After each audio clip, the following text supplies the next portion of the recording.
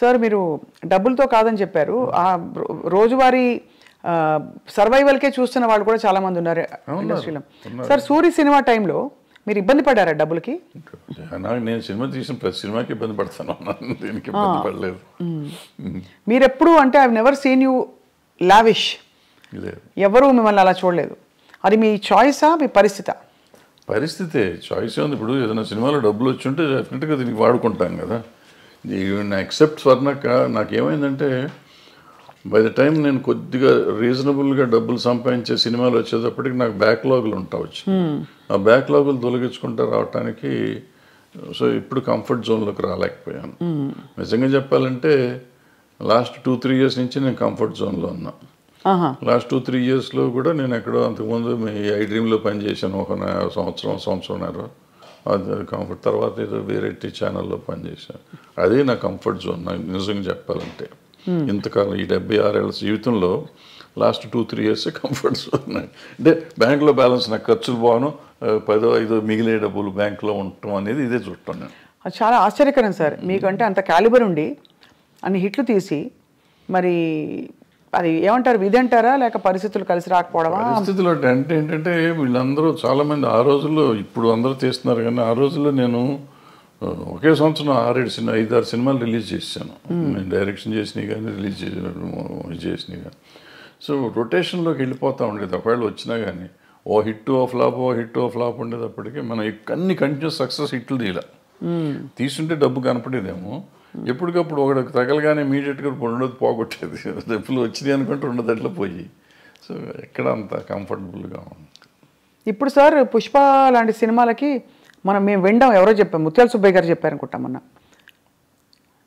300 కోట్లు ఇలా ఉన్నాయి డైరెక్టర్ రెమ్యూనరేషన్స్ అని. అప్పట్లో అసలు చాలా తక్కువ కదా సార్. అంటే ముత్యాల సుబ్బయ్య గారు రోజుల్లో ఆయన తీసుకున్నది, ఆయన చాలా ఎక్కువ తీసుకున్నారని మేము అనుకునేవాళ్ళం. మాకు తక్కువ ఇచ్చేవారు. అప్పుడు ఆయన పెద్ద డైరెక్టర్, మేము చిన్న డైరెక్టర్లం కదా ఆ రోజుల్లో. ఇది ఏం లేదు, ఆ రోజులకి డబ్బులకి ఆ రోజు ఇది, ఈ రోజు డబ్బులకి ఈ రోజు ఇది. ఈరోజు పుష్ప డైరెక్టర్కి వచ్చిందంటే పుష్ప 50% పార్ట్నర్ ఆయన సినిమాలో. టైటిల్స్లోనే ఉంది, సుకుమార్ రైటింగ్స్ అని ఉంది కదా. ప్రొడ్యూసర్, అది more than director is also a producer. So ఆయన కథ అయిందే, డైలాగులు అయినయే, స్క్రీన్ ప్లే అయింది, డైరెక్షన్ అయింది, ప్రొడ్యూసర్ అయిన. కాబట్టి ఎక్కువ డబ్బులు వచ్చినాయి. ప్రొడ్యూసర్గా వచ్చినాయా రైటర్గా వచ్చినాయా అనేది మనం చెప్తే 100 వచ్చిందా 200 వచ్చిందా అని వేరే సంగతి. But whatever he got, it is because of so many aspects. Now sir, మీ ప్రకారం ఇక్కడ మనం బాహుబలి లాంటి సినిమాల్లో రాజమౌళి గారిని చూసాం, పుష్ప రంగస్థలం లాంటి సినిమాల్లో సుకుమార్ గారిని చూసాం, RRR ఆస్కర్ విన్నింగ్ దీనిలో మన రాజమౌళి గారిని చూసాం. ఈ డైరెక్టర్స్ అందరిలో sir, who do you think is carrying that ఆరా? అంటే వాళ్ళు రకాల్లో వాళ్ళు ఇది ఉన్నారన్న. ఇప్పుడు రాజమౌళి గారిని చూస్తున్నాం. రాజమౌళి గారు ఆయన ప్రతి సినిమాకి ఒక డిఫరెంట్గా జోనర్ ట్రై చేస్తా ఉన్నాడు. ఎక్సెప్ట్ బాహుబలి 1 and 2 తప్ప మిగిలిందల్లా మీకు ఏ సినిమాకి ఆ సినిమాకి ఒక డిఫరెంట్. రెగ్యులర్ కమర్షియల్ అయినా కానీ మొదటి సినిమాల్లో ఏం చేసామంటే ఆయుధాలు మార్చేవాడు. తర్వాత ఈ చేంజ్ ఈగ దగ్గర నుంచి చేంజ్ దిస్ థింగ్, ప్యాటర్న్ మార్చి ఏ సినిమాకి ఆ సినిమా కొత్తగా తీయటం మొదలెట్టాడు. కొత్త కథలాగా డిఫరెంట్. కొత్త కథ కూడా కొత్తగా ఉండకపోయినా కానీ ఒక కొత్త బ్యాక్డ్రాప్ కొత్తగా ఉండటం అంతా డిఫరెంట్గా ఉంది. ఈగ తర్వాత ఇది మర్యాదరామన్న ఒక డిఫరెంట్ ఇది. ఆ తర్వాత వచ్చేటప్పటికి బాహుబలి, మగధీర, ఎక్కడికక్కడ మీకు సెపరేట్గా డిఫరెంట్గా వస్తున్నాడు ఆయన. సో రావటంతో మీకు ఆయన ఒకటి ఇదైంది. ప్లస్ ఆయనతో పాటు ఆయన కొత్తగా కనిపెట్టింది ఏంటంటే director should be A marketing man. ఇంతకుముందు మా డైరెక్షన్ వాళ్ళకి మాకు మార్కెటింగ్తో సంబంధం ఉండేది కదా. ప్రొడ్యూసర్స్ వస్తాడనే పద్ధతిలో ఉండేవాడు. రాఘవేంద్రరావు దగ్గర నుంచి మేమంతా అయిపోయేవాడు. బట్ ఈయన వచ్చేటప్పటికి how to market a film అనేది ఆయన నేర్పించాడు వాళ్ళ ఇండస్ట్రీకి. దట్ మార్కెటింగ్ స్కిల్స్ ఎంత అద్భుతంగా వెళ్ళిపోయినాయంటే వాళ్ళు భారతదేశం అంత ఇదే అయిపోయే స్టేజ్కి బాహుబలి 2 చేసింది. అందరూ బాహుబలి 2 దంగలు కొట్టేసింది అంటారు కానీ దంగలకి ఎంగలే సంబంధమే లేదు. బాహుబలిని ఇంతవరకు చేస్తే ఇప్పుడు ఈ సినిమా చేసి ఉండాలి. దంగల్లో వచ్చింది ఏంటంటే చైనాలో ఒక దాంట్లో వచ్చింది అది డబ్బులు. చైనా డబ్బును మనం లెక్కేసుకుని 2,000 కోట్లని కంగారు పడుతున్నాం తప్ప మనకి ఇక్కడ వచ్చింది 600 కోట్లు 700 కోట్లు. అదే అయితే ఒక లాంగ్వేజ్ అంత రావటం చాలా గొప్ప. అది 60 కోట్లకి చేసి అంత రావటం అనేది గొప్ప విషయం. దాన్ని డిస్ప్యూట్ చేయడానికి లేదు. అద్భుతమైన సినిమా అది. సో మన ఇండియన్ సినిమాలో ఇండియన్ డబ్బు చూసుకున్న సినిమాలు ఇయే. ఆ చైనాలో 2,000 కోట్లు వచ్చినా అదంతా మళ్ళీ మనకు షేర్ వచ్చేటప్పటికి చాలా తక్కువ వస్తుంది. అక్కడ 30% 20% ఎంత వస్తుంది. అవును. సో అవి మనం గ్రాసులు చెప్పుకొని ఊరికే కంగారు పడతా ఉంటాం. ఇప్పుడు బాహుబలి తర్వాత ఇది వచ్చింది. అలా అంటే మీరు అన్నది రాజమౌళి గారిది చాలా ఒక డిఫరెంట్ టెక్నిక్. ఈయన వచ్చేటప్పటికి ఈయనన్నీ లెక్కలని చేసిన సినిమాలు వదిలిపెట్టి ఈయన డిఫరెంట్గా చేసిన సినిమాలు ఈయన సిట్ అని చూడండి మీరు. అంతకుముందు మీరు ఆర్య చేశాడు. ఆర్య డిఫరెంట్గా ఉంటుంది. తర్వాత ఏదో చేశారు కొన్ని అటువంటి ఏదో లెక్కలు నాకు అర్థమే కదా. 1 ఒకటి ఎన్టీఆర్తో ఒక సినిమా ఏదో చేశాడు. కప్పులు తిప్పుతూ ఉంటాడు, ఏదో తిరుగుతూ ఉంటుంది. ఏది మన నాకు అర్థం కాదు. మళ్ళీ మొన్న వచ్చేటప్పటికి రంగస్థలం అద్భుతంగా తీశాడు. అద్భుతం వెనక్కి తీశాడు. అసలు ఎవరు మన తెలుగులో మనం ఊహించలేని గొప్ప సినిమా అది ఒక రకంగా చెప్పాలంటే. ఆ టైప్ ఆలోచన కమర్షియల్ అయినా కానీ ఎప్పుడైతే అంగవైకల్యం తీసుకురాగలిగాడో ఆ అంగవైకల్యం మీద సినిమా వచ్చేటప్పటికి అద్భుతంగా ఉంది. అది చాలా ఒక లైవ్లీగా ఉంది సినిమా. విలేజీ ప్యాటర్న్ అది అద్భుతంగా ఉంది ఆ సినిమా. ఈ పుష్పకు వచ్చేటప్పటికి Pushpa was a routine film నాకు తెలిసినప్పుడు. పుష్ప 1, పుష్ప 2 ఈ స్మగ్లింగ్ మీద ఏదో రెప్లికా తీస్తారు ఏముంటుంది అని నేను చూడలే. యాక్చువల్గా నేను మొన్న చూసాను.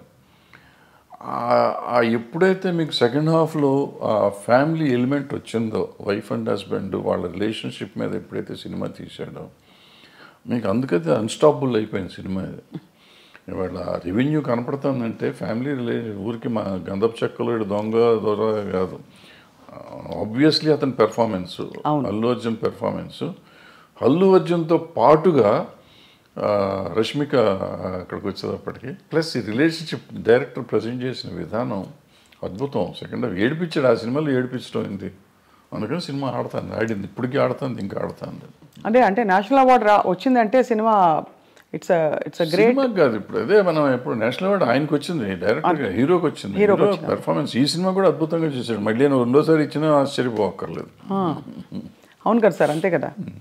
సో ఒకలా చూస్తే యాక్చువల్లీ ఒక కొత్త లీగ్ ఆఫ్ సినిమా వస్తుంది ఇప్పుడు. అంటే పెద్ద స్కేల్ ఒకటి, బట్ యాక్టింగ్ ఓరియంటెడ్ ఇంపర్ఫెక్షన్స్. ఇది మామూలు సినిమా కింద లెక్క తీసుకోవాలి. ఇప్పుడు అలాంటి ఒక 100 సినిమాలు మొగుడు పిల్లలు ఒకళ్ళ కోసం ఒకళ్ళు బాధపడే సినిమాలు 100 ఉన్నాయి. ఒకళ్ళని ఒకళ్ళు ఎన్హాన్స్ చేసుకునే క్యారెక్టర్. నా మొగుడిని అంటావా అని పెళ్ళని తిరగబడింది, నా పెళ్ళాన్ని అంటావా అని మొగుడు తిరగబడ్డ సినిమాలు 100 ఉన్నాయి. వాళ్ళు ఒకళ్ళకొకళ్ళ కోసం ఒకళ్ళు చేసుకుంది. బట్ ఇవాళ దీని బ్యాక్గ్రౌండ్ ఈ గంధపు చెక్కలు ఇవన్నీ తీసుకుని చేస్తే నేను కోతల రేటు చెప్పానే, అలాంటి ఇలాగా ఇతను దొంగకి ఒక స్మగ్లర్కి వైఫ్ అంటే అంత ఎందుకు ఉండాలి? నేను నన్ను ఇన్సల్ట్ చేసినందుకు కాదు, నా భార్య పేరు ఎత్తినది నాకు కోపం వచ్చింది, అందుకని నేను చూస్తానండి, అది నేను తట్టుకోలేను అంటాడు. ఎవరేం చెప్పినా ఒప్పుకుంటా, ఏమన్నా కానీ నా భార్య చెప్తే వింటానంటాడు. మరి అంత స్మగ్లర్కి ఈ సెంటిమెంట్ ఎందుకు ఉండాలి? నేను అక్కడ చెప్పానే, వైఫ్ని చెల్లి అన్న దరిద్రుడు తండ్రి కోసం జైలుకి వెళ్ళిపోయి చచ్చిపోతానంటాడు. అవును అవును. సో అది నీకు ఎప్పుడు వేరియేషన్ వచ్చేటప్పటికి నీకు తేడా వచ్చేస్తుంది. సో అక్కడ ఇక్కడ కూడా మంచి దొంగలు, మధ్యలో దొంగ రాసుకలు తీశారు మీరు. దొంగ రాసుకలు టైటిల్ ఎట్లా పెట్టారు సార్? అది వాళ్ళ కథలో ఈయన చెప్పాడు, మన దివాకర్ బాబు గారు. ఆయన కథ కూడా ఆయన. నేను ఆ టైటిల్ ఒక్కటే చూసి మీ సినిమాలన్నింటిలో మీరే పెట్టుకుంటారు. రైటర్ ఆయన, అతను మన తమిళ ఆయన రైటర్. సో భలే ఒక long innings, 50 years in the industry. Everybody అందరూ మిమ్మల్ని అంత గౌరవిస్తారు, ఇప్పటికీ ఇష్టపడతారు. కానీ మీరు కుండ బద్దలు కొట్టి మొహమ్మీ చెప్పేస్తారు అన్నీ. ఎప్పుడు మీకు శత్రువులు తయారు అవ్వలేదా? ఉన్నారు, కొంతమంది అవుతారు, కొంతమంది తిడతానే ఉంటారు, అప్పుడప్పుడు తిడతా ఉంటారు. నన్ను చంపేస్తా ఉన్నట్టు కూడా ఉన్నారు. ఉన్నారా? నడుస్తూ ఉంటారు. అంటే ఏ ఇష్యూలో సార్? ఏదో ఒక ఇష్యూలో వాళ్ళకి నచ్చని ఏదైనా చెప్తే కోపం వస్తుంది కదా. ఎవరు సార్? నేను దాసనారాయణరావు గారు, నేను కృష్ణ గారు భయంకరంగా పోట్లాడుకున్నాం. అవునా? ఎలా పోట్లాడుకున్నారు? ముఖాలు కూడా చూసుకునే లెవెల్లో పోట్లాడుకున్నాం. తర్వాత మేము ఇద్దరం అసలు నేను కృష్ణ గారు కానీ నేను దాసనారాయణరావు గారు అంత క్లోజ్గా మళ్ళీ ఎవరు లేరు. ఇప్పుడు ఏ విషయాల్లో వచ్చేవి గొడవలు? అంటే మాకేదో దీంట్లోనే మనం వేరే సొంత పర్సనల్ ఇష్యూస్ మాకేమైనా లేవు కదా. Creative differences.